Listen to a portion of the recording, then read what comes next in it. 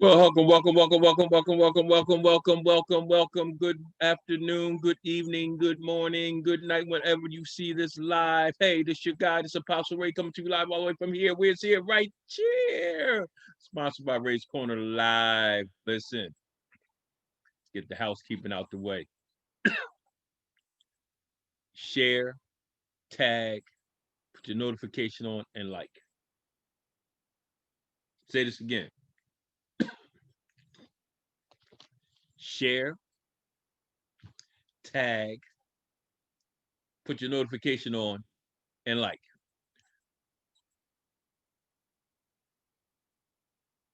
Tonight, or whenever you're looking at this, what are we going to talk about tonight? I don't know. But small business. This is a small business survival guide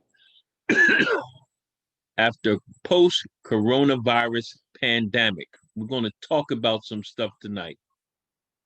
We're going to share some stuff tonight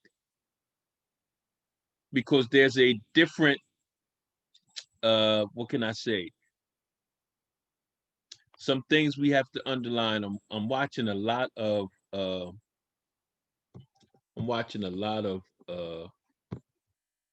advertising and feeds, stuff like that. Are we really getting the benefit or moving forward in this post coronavirus pandemic with our businesses?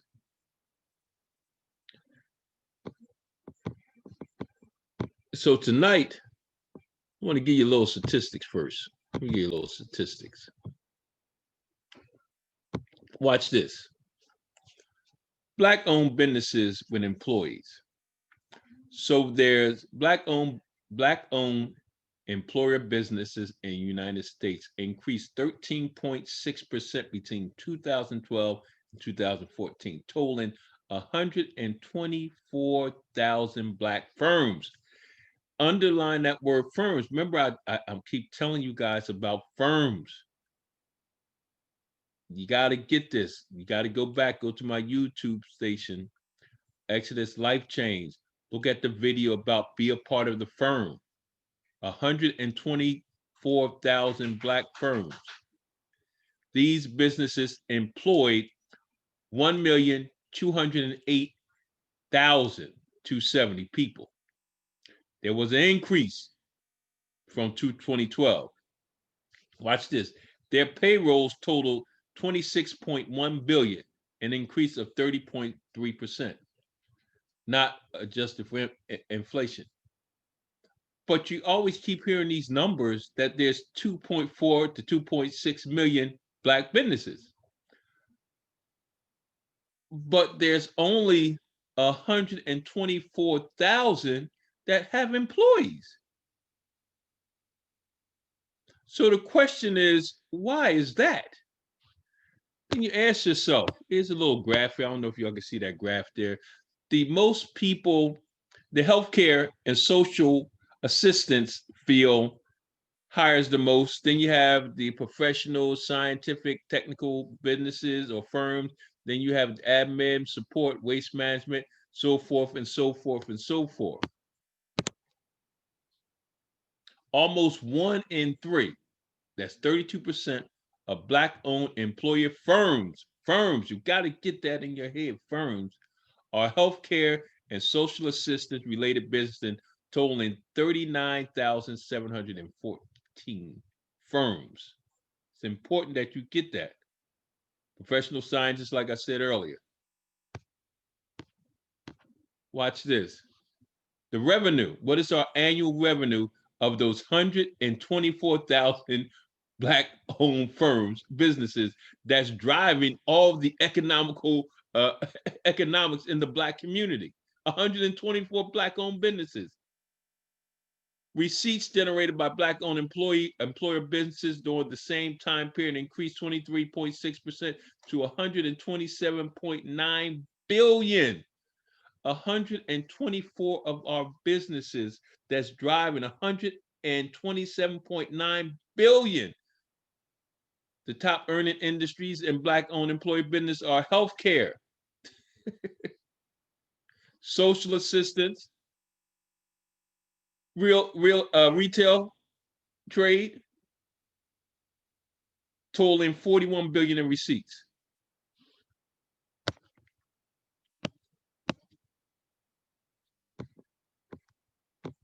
So what was the point of me showing you that? The point I'm showing you that is I want to go over a list while we get this thing going. And I'm telling you, I looked at some of the my lives, and people, man, this is some good stuff. And we're just going to keep doing it and build this thing up, because this is valuable information. What you have to understand, you're going from a labor base to a knowledge base industries. You're going from the labor, you no longer you need all this labor, but it's a knowledgeable. Now, remember, I asked these questions. What are the major problems you are having with your businesses? I'm going to go over this. And a lot of this, what we're talking about, is going to be answering your questions. There were 12 main things that everybody said that they was a major problem in Black-owned businesses, because it was all Black people that answered it, okay? Staying motivated, 1. 2, not getting discouraged. 3, figuring out the full process of growth. 4, dealing with cheap people. 5, acquiring good qualified employees with no issues. 6, get out my own way. 7, marketing, getting the word out effectively and efficiently. 8, networking with individuals that can direct you in the right path. 9, finding financial assistance. 10, equipment and build out. 11, charging viewers to buy, or finding people to buy, put it like that, and gaining sales. Now, you got to really think about this, right? Think about this as what, as an entrepreneur, as a business, at what point we really have to get honest with ourselves, right? I'm looking at, there's a lot of business groups, Black-owned business groups. I'm looking at, oh man, we are putting posts out there, advertising, the whole 9 yards, and no fun, because I don't want to worry about what's really grabbing people. Okay, what is that that's really grabbing?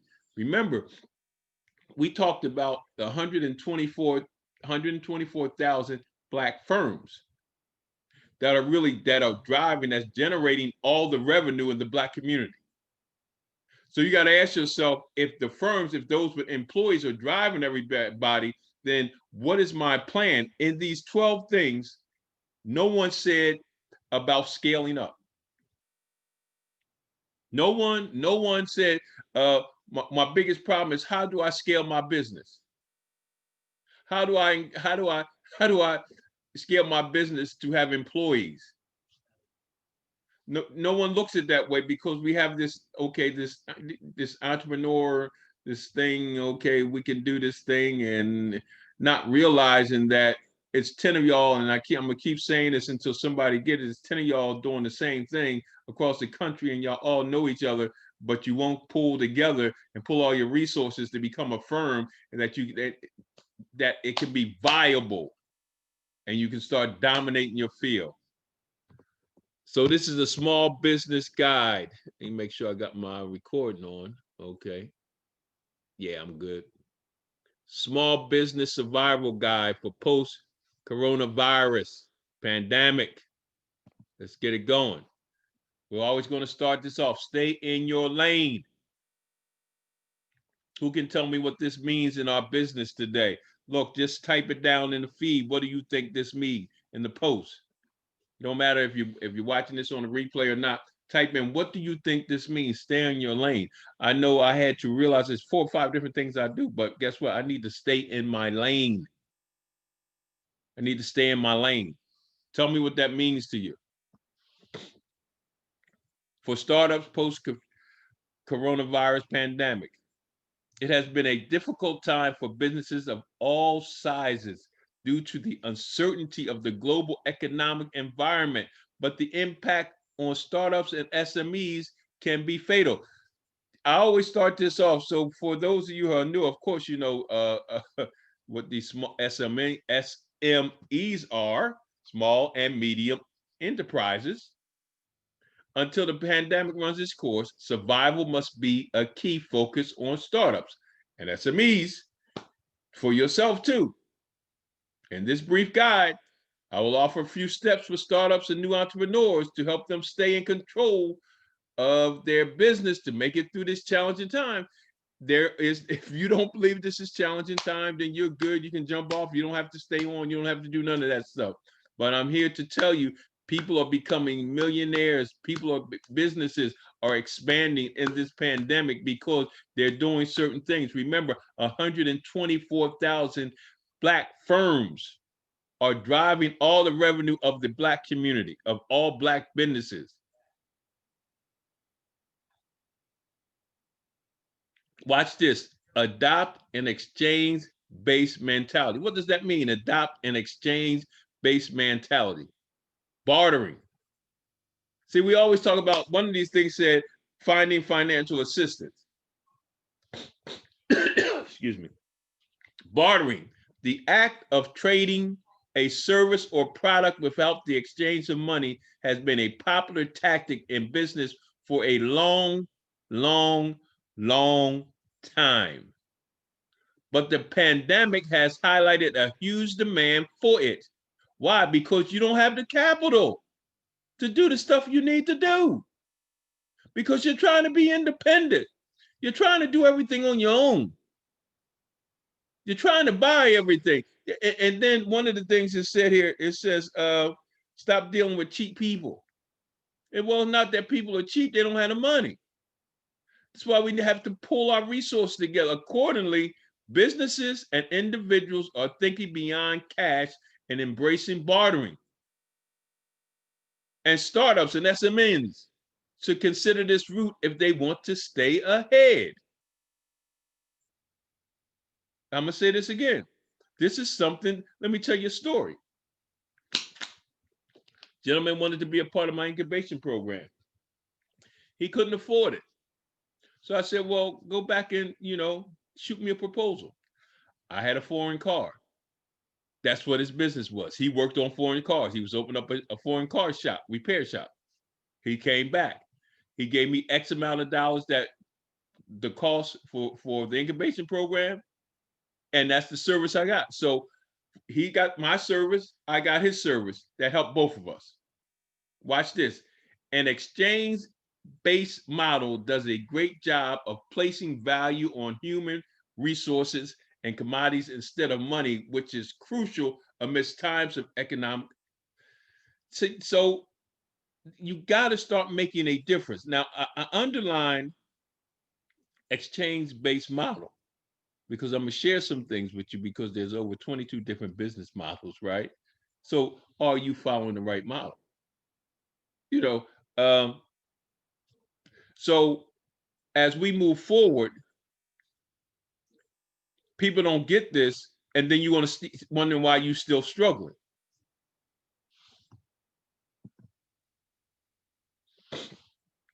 So we need to negotiate barter deals with people you want to do business with by asking if you can offer goods or services in return for something they provide.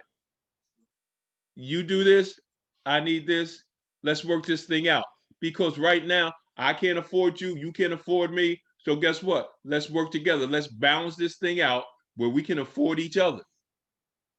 For instance, you might offer company-wide training in return for free social media marketing from an agency that may otherwise be too expensive. You got people that's doing marketing and branding, right? But don't have a clue about administrative or any stuff like that. Y'all need to come together. Bartering certainly is not a substitute for cash deals. We still want to do the cash deals. Rather, it can and should be used to complement cash businesses during challenging times. You're still going to be charging people, but who can you work with to provide a service that you need, and you can provide a service that they need? It just makes sense. And remember, we said this model. Now let me share something with you. Right, there are 22 different types of business models. 22 that you should be using to reach your potential and revenue for your business. That was a model we just talked about, exchange-based model, to be able to barter. There are seven, write this down. There are 7 components to a business model. And we're not going, I'm just going to tell you at a later date, we're going to be actually sharing about business model and teaching about how to have what type of business model for your business. So there's 7 components. The first component is operating leverage. Operating leverage. The second component is management of others required. Does it take a lot of do you like to manage people? Startup time. How fast can you start this thing up? Do you have to do some things, or can you start right up? Ongoing marketing required. How much marketing is it going to take for your business?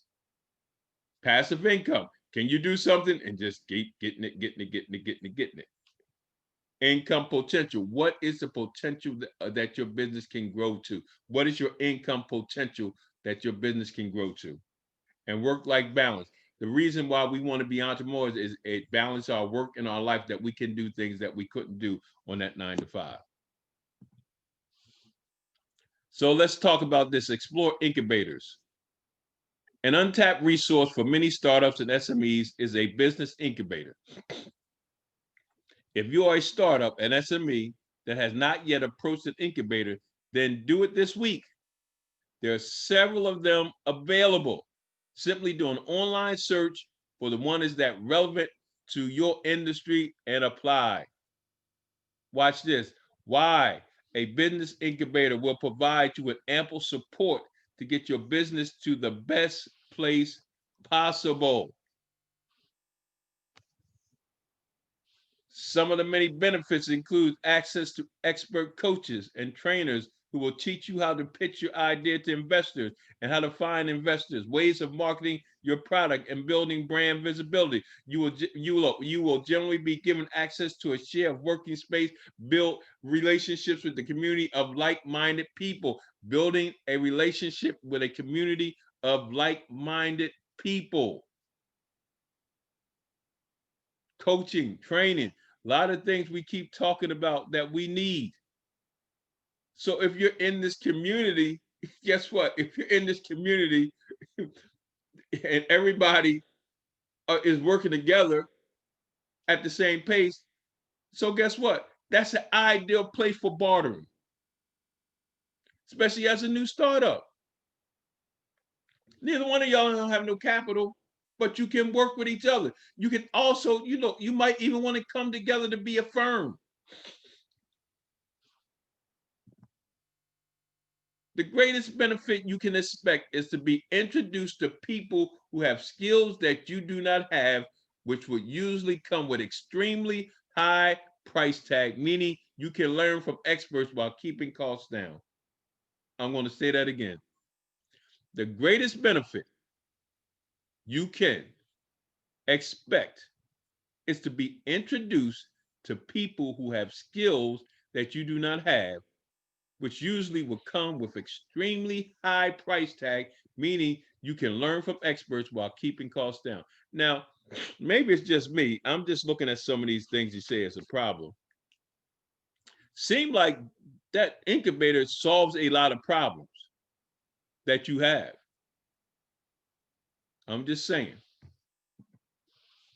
Hire freelancers.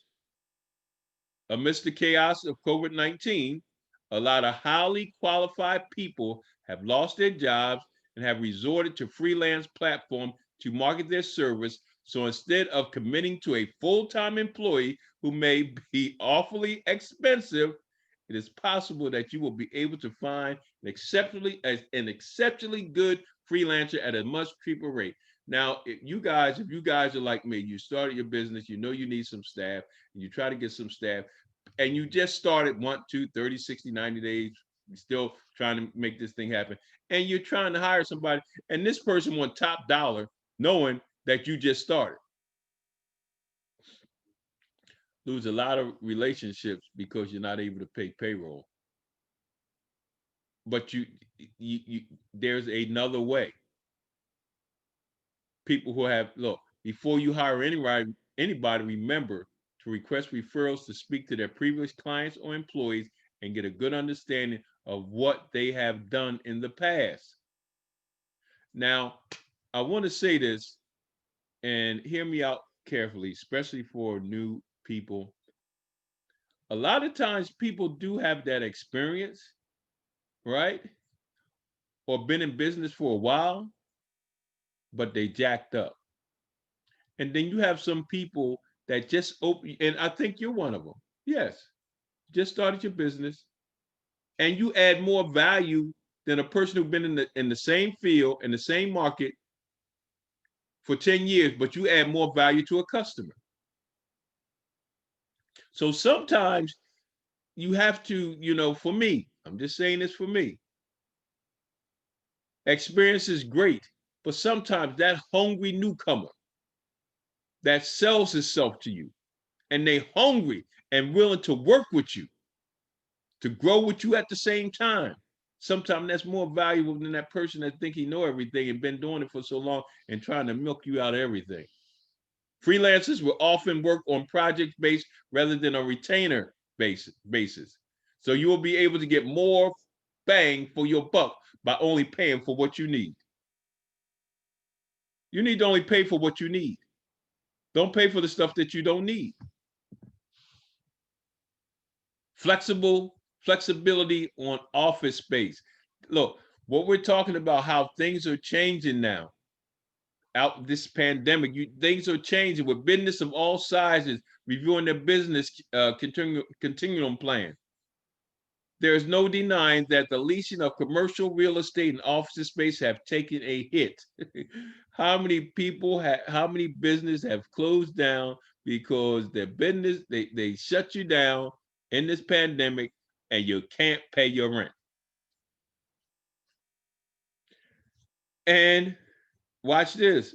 And some just stop because it don't make no sense to take your personal money and you don't know when this thing is going to end and keep paying for a building that you can't do nothing in. For startups and SMEs that are looking to survive and thrive post-pandemic, then the most obvious way to cut costs will be to forego office space. If you have an office space, this is something you can do. If the world has learned anything in the last few months, it is just how much of our daily work can be done online from the comfort of our homes. There's some big businesses, they've been selling their buildings. They're not even bringing the people back. Actually, they get more work out of people working at home than when they was working at the office. Look, see, if you're really locked into a lease, use this time to renegotiate your terms and conditions with your landlord, request reduction, lease amendments, and other courses of action designed to offset the losses incurred because of coronavirus. Remember, we're talking about a survival guide post-coronavirus. These are some of the things that you can do. There's never a wrong time to look for new clients and leads.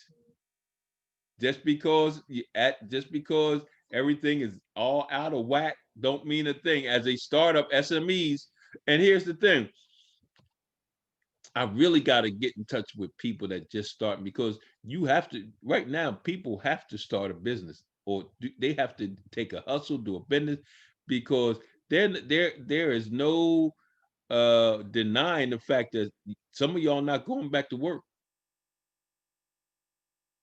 Yeah, I know y'all trying these multi-level marketing stuff, and you're trying the jewelry, you're trying all. Yeah, that's all good.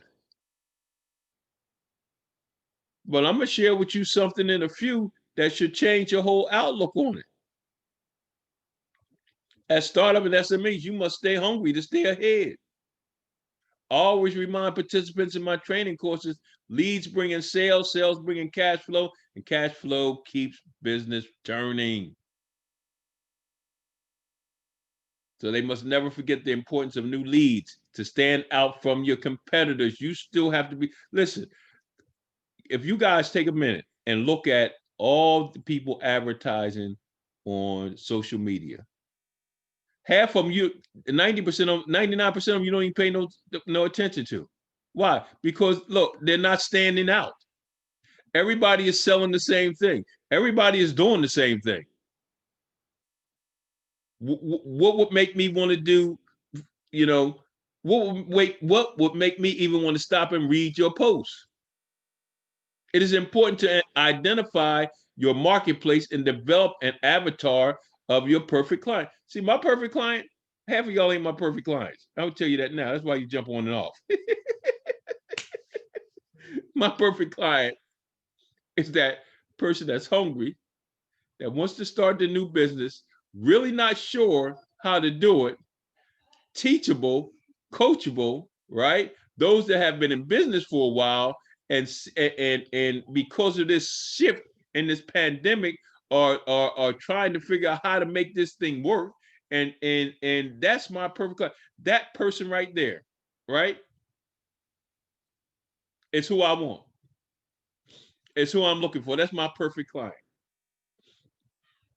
That's trying to stop being that's trying to stop being a mom and pop business, that want to be able to learn how to scale up, that want to understand the foundation of the 4S's, the structure, the strategy, system, and sales.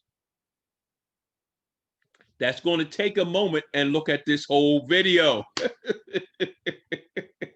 That my perfect client. That is my perfect client. What you have to do, determine what your marketing approach will be. For instance, will you be a B2B approach? Or will you be a B2C company that needs to invest in an ad strategy to reach your target consumers?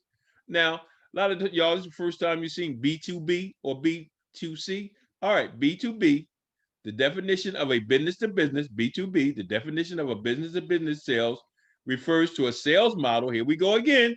Model. You got to understand what type of model in which businesses are conducted between companies rather than between a company and individual consumer. So here where most of us at, B2C. The definition of a business to consumer sale refers to a sales model in which business target individual consumers. So look, which model do you want? Most of y'all are B2C. I don't want to be a B2C, but I mean, B2C might be for you. I want to be a B2B. I want to deal with multiple companies. But unfortunately, I'm a B2C right now because I want to help you help yourself. Think about who will buy from you, what skills you have, and what problem your product or service is designed to fix. Watch this. A lot of this stuff, people say, "Oh, I already know all that. I already know all that." But where is the fruit from what you know?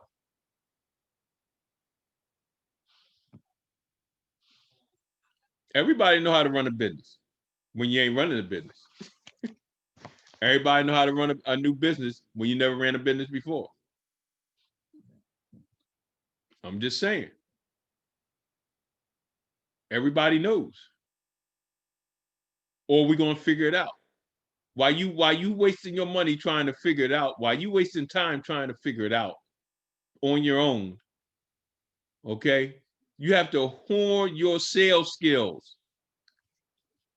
I like my brother Hazi Ali always said, people say, I'm not good at sales. I'm not good at sales. Well, you just sold yourself that you're not good at sales. So you're a great salesman. You must become a salesperson whether you want to or not. If you're not looking to sell a product, then you will be looking to raise capital. But you cannot do that without selling your business idea. Did you evaluate your idea? Is your idea solving a problem? And is that problem worth solving? And what strategy to investors or potential clients? You have to sell that, right? One, you need to sell you who you are first. 90% of the time, a person will invest in you or buy from you or go into that bit or become your client, not because of what really so much what you do, but who you are, how you perceive, how they perceive you, that they perceive that you can add value to their business, that you can add value to whatever it is that they're looking for, that you can add value, right? Where cost is not an issue. When you can solve an identifiable problem in a investor's or in a customer or in a company's life, where you can solve their identifiable problem, right, and add value to that customer, cost will not be an issue. Knowing how to sell is so critical. If you cannot do it yourself, then you have two options. You can list someone. Yeah, you can hire somebody to be your salesperson, but who can sell better than you? If you can't train that person what they're selling, if you can't sell that person you because you are your product or your service, and you can't train that person, then really. So my advice is to just learn the skills because they will be important for the rest of your career. Learn it yourself. Do what you got to do.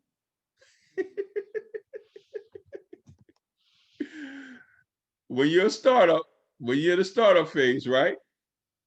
Or SMM phase, you're not fortunate enough to delegate to other people. Hey, I want you to do this. I want you to do that. I want you to do. Wait a minute. Ain't nobody else around you. You must learn a lot about all parts of your business, so you do not get stick up by other suppliers down the road. Tell your story. In my housing program in New Orleans, I had one day, because I knew how to, I could run my whole facility. It was 50 something people, 8-unit apartment complex. I fired everybody for a whole day. Told them go home, all y'all, and didn't miss a beat.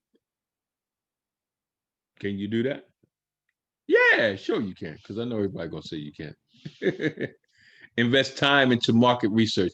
Now, I'd say this to people. I mean, I'm just it could just be me, but I talk to small startups. I talk to SMEs. Talk to people who've been in business, and they just know everything, but there's no fruit in their business. It is critical to understand the market and the demand for the product or service you're offering. If you're on the crust of launching your startup, ensure you have done the necessary research and collect data and metrics to inform how will you market yourself. Market yourself. Had a young lady was doing this counseling,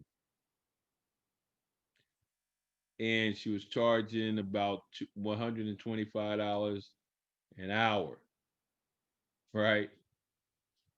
And she asked me to do a business plan for her.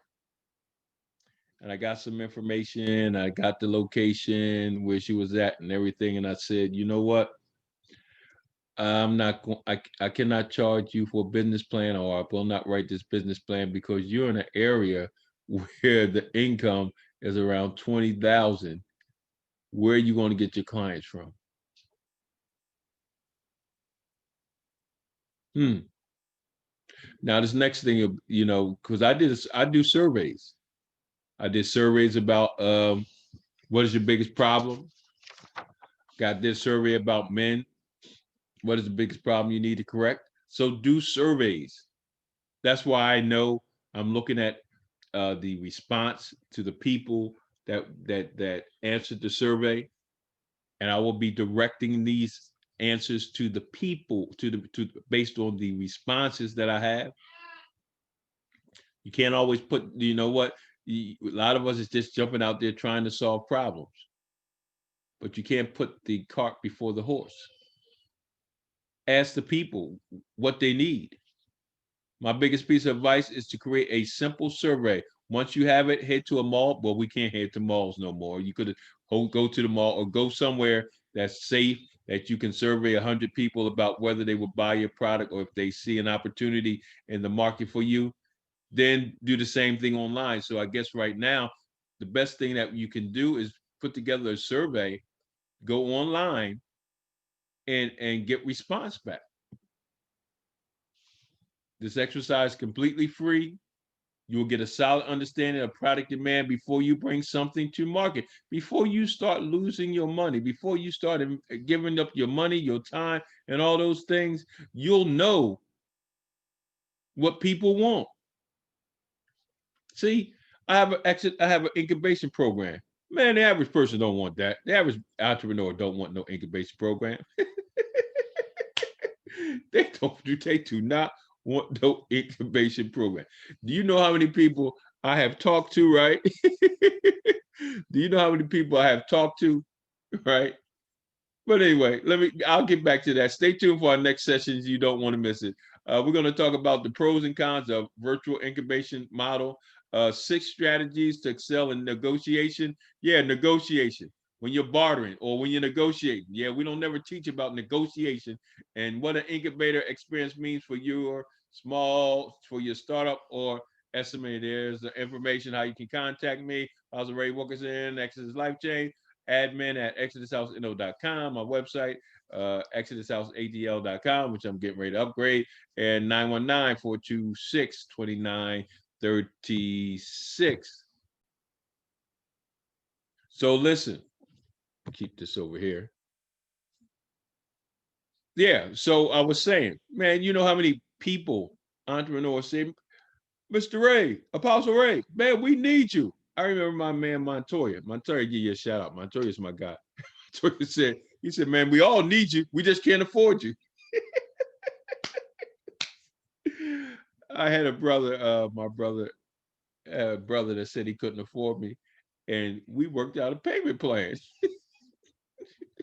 See, but you have to invest in yourself.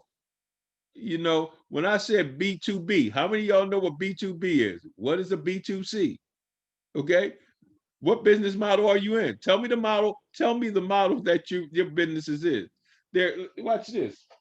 There's those 7 things that I talked about, and the reason I talked to you about them before, because operating leverage. There is a low, a high, and a medium. When you talk about operating leverage, you know, when you talk about management of others, certain models you don't need to manage people. Some models you do. Startup times. Some startup times are short. Some startup times are medium. Some startup times are long. You know what? Let me do this real quick. I'm gonna do this real quick for you guys. Real quick for you guys. Operating leverage. This is what operating leverage is. Profiting from the work of others by hiring employees or subcontractors. Profiting by selling products with high markups like materials you create yourself, or reusing methods or information so that you don't have to continually reinvent the wheel. Some business models afford a great deal of leverage and others provide very little. You have to know what, look, just as a lever enables someone to lift a large object with little effort, if you're a consultant, if you, whatever it is you do, practice with operating leverage enables people to maximize the returns on their time and effort. So operating leverage. So let's talk about management of others required. Some, watch this, some people enter their fields as experienced managers and relish the opportunity to manage employees or subcontractors. Others don't like to manage people. And it requires, listen, so you got to get a particular model that does, if you don't like managing people, you got to get a model that you don't have to manage a lot of people. Startup on the horizon. A number of business models, it's different ones, can start up immediately. Let me when I started my consulting firm, I started doing people's 501c3s. You know the thing I need to do at the time? I went to Rent-A-Center and got a computer. And I started doing people's 501c3 because the first one I did, they had to give me a $250 deposit. And everything else went from there, right? While others require investment of time for upfront development of products and services. You got to understand if that there, what type of that model that you have is how fast can you get started on it? Ongoing marketing required. You know, some people don't like to do marketing. Does that model take a lot of marketing? Some do. Some business require less ongoing marketing than others. I look when I did my, like I said, when I first started, guess what my marketing was? They were calling other pastors, other businessmen, other people. That was my marketing because it was such a high demand. Passive income. Wouldn't it be nice to sit back in your favorite armchair and just count your money as it flows to you? This is the passive income is the ideal thing that just keep coming, just keep coming. Income potential. Do you want to just make enough to pay your bills and have a little extra money, or do you want to be, or do you your business will soar? The potential could be high, low, or medium. Your income potential. See, all these things I'm talking about, high, low, or medium, can be whatever area that model is. But you have to cater that model to your business so you can hit every area of your structure, strategy, and system and sales. Why would you, if you're not good at marketing, why would you get a model, or why would you get a model that takes a lot of marketing and you don't know how to do marketing? Work-life balance is the last one. The reason we don't want to work at other jobs so that we can have our independence and do things in life. So why would you get a model that takes that takes a lot of work and you still don't have a balanced life? Or so these are the things that I don't really think we think about. I really don't think we as Black owners, Black businessmen, Black entrepreneurs understand that. Do you understand that sometimes that you start with a model, in the middle of it, you're going to have to shift that thing? I just got off a project where as a consultant, but guess what? I consulted, but I had to be on site. It's just like working for somebody. Even though you're an independent consultant, you're under contract, you're still working for somebody. See, so different type of models. I told you different type of models. Share some with you. It's 22 of them. Give you some models. Time-based model. I'm not going to tell you. You're going to have to stay with me, right? Be a part of whatever, because I'm going to go through all this stuff. I'm going to go through workshops. Time-based model, project-based model, retainer-based model, results-based model, consulting firm model. Whole other, so that's 5. So that there's another there's another 5, 17 that you had to choose from, with the 7 components or 7 criteria or the 7 characteristics. I'm just saying. Really, do you really want to be an entrepreneur? Do you really want to be a business owner?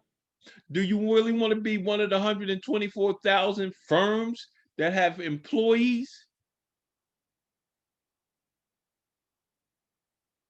Do you really want to be that?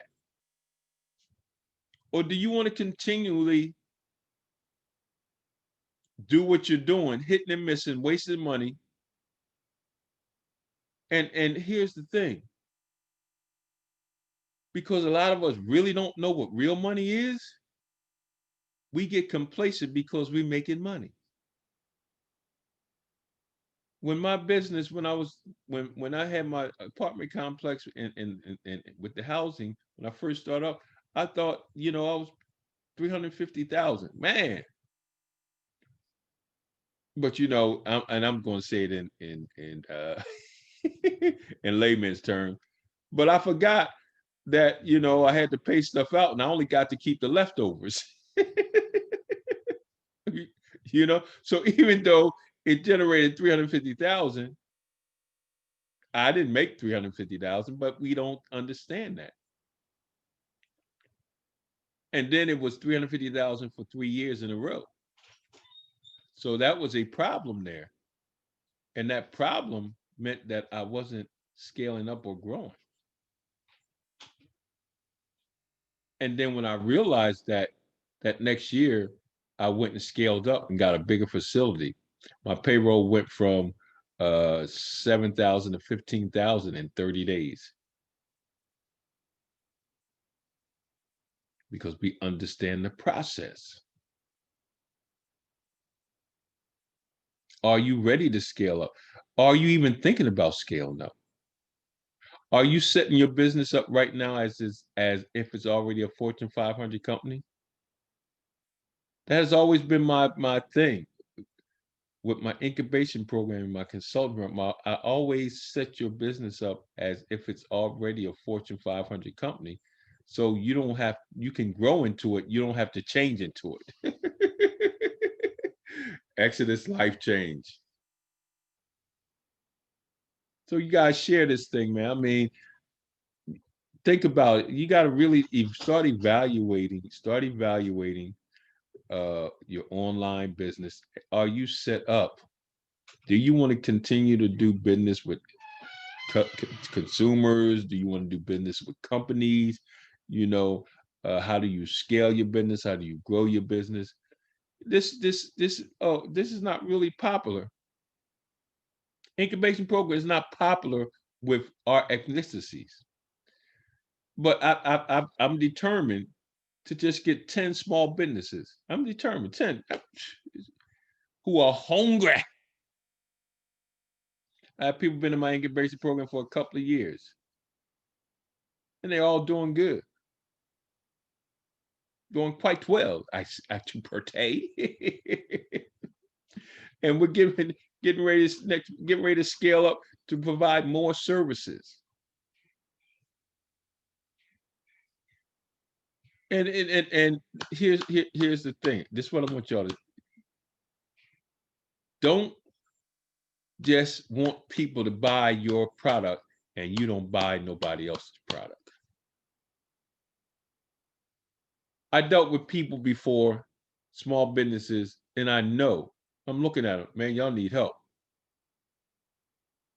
And I said, but I need your service. I said, well, go look at my website and stuff like that. And when I would meet them again, they would give me the cost. I said, well, did you get a chance to look at the website? Oh, no, not yet. But I know I'm gonna need you down the road. No, I didn't get a chance to look at it. So why would I want to do business with you? Think about it. Why would I want to do business with you when you don't even take time to see what type of business I have that can help you? That's how I look at things now. So when I do events, and people know me, I feed into a lot of events. But then I look at it and do an event, and I don't see you. See, there's a thing called, if you want to grow, right? Don't burn the bridges that are helping you. All right, look, I'm gonna get ready to get out of here. Because I always look at this thing, right? One person to pop on, two person to pop on. But I'm good, man. I'm telling you. Because when the first of the year comes, we're gonna be so thorough. Because I done looked at a couple of them videos. Man, I wish I knew this stuff that I'm saying 20 years ago. See, because you keep thinking you making money. You really think you making money. You think you making money. You think you got it all. I'm not, listen, I'm just being me. Everybody know me. I ain't got no sense, you know. But I will say this: 124,000 black firms are driving all the revenue, right, of the black economy. I know some brothers that, man, they got employees all over. I know some brothers own some MLMs, right? Phew, they ain't joking. They ain't playing. But I tell people who's a part of an MLM, you need to start thinking differently. Stop being the one who gets the commission and find out how you can be the one who give out the commission. Stop being the one who signed the check on the back and start learning how to sign the check on the front. So look, this your guy, Apostle Ray, coming to you live all the way from here. Where's here, right? Cheer. And look, like we always say around here, God loves you and I love you. And guess what? Ain't nothing you can do about it, baby. So stay tuned, stick around. I'm telling you, go to our Exodus Life Change on our YouTube channel. Subscribe, hit the notification, because I'm just going to be doing pop-ups. Next year, I'll probably be more professional and give y'all advance notices, right? But if you put your notifications on now, go through this whole thing, you're going to be surprised if you're a small business, if you're SME, you'll be surprised that the change, Exodus Life Change, can do for you. Peace out. Holla.